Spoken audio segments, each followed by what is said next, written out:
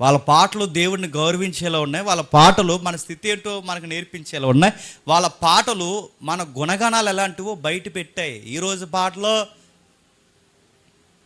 ఎప్పుడో చెప్పాను, తర్వాత మళ్ళీ కట్ చేసామండి. వాళ్ళు ఫోన్ చేస్తారు మాకు, ఏదో పాట మర్చిపోయాం, అది ఎప్పుడో పూర్వకాలం పాట, ఏదో పాట ఉంటుంది. ఆ పాట ఆయన ఎవరినో మైండ్లో పెట్టుకుని రాసాడట, అది పెద్ద ఫేమస్ అయిపోయింది. అంటే ఆవిడకి ఆన్సర్ చెబుదామని ఎవరినో మైండ్లో పెట్టుకుని పాట పడితే ఆ తర్వాత అర్థం ఏంటంట, ఆ పాట దేవుని కోసం కాదు, ఎవరి కోసం రాసాడని.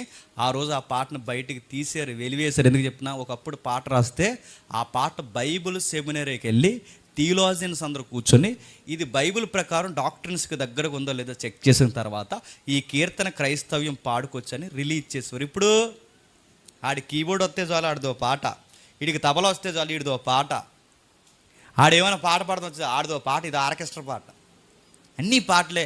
వీళ్ళకి ట్యూన్ దొరికితే చాలు ఆ ట్యూన్లు ఏది కూర్చోబెట్టి ఏం కూర్చో, హల్లెలూయా, స్తోత్రం, చెప్పండి, గానము, మహోన్నతుడా, ఆరాధికుడా.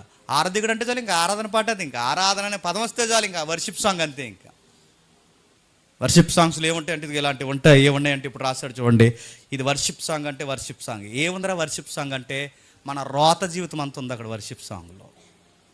వర్షిప్ సాంగ్లో ఏముందంటే మన పితరుల యొక్క దరిద్రపు చరిత్ర ఉంది వర్షిప్లో. వాళ్ళు రాసిన పాటల్లో, వాళ్ళు రాసిన పాటల్లో ఏముందంటే మన స్థితి ఏమాత్రం ఎన్నిక లేదని ఎలివెత్తి రాసిన రచన ఉంది వాళ్ళ కీర్తనలో. ఈరోజు వర్షిప్ సాంగ్స్ ఆరాధన కీర్తనలు అనగానే ఆరాధన అనడమే ఆరాధన అయిపోయింది. అది ఆరాధన. నేను చాలాసార్లు చెప్పాను, ఆరాధన అంటే ఆరాధన అయిపోద్దా? నా వైఫ్ పైనుంచి కిందకి చూసి ఇంటికి వచ్చిన వెంటనే మిమ్మల్ని చాలా లవ్ చేస్తున్నాను అంటే, లవ్ చేసేలా అన్నం పెట్టాను అనుకోండి, పైనుంచి కిందకి చూసి మీరంటే నాకు చాలా ఇష్టం, ఐ లవ్ యూ అందనుకోండి, ఫస్ట్ బాగానే ఉంటుంది.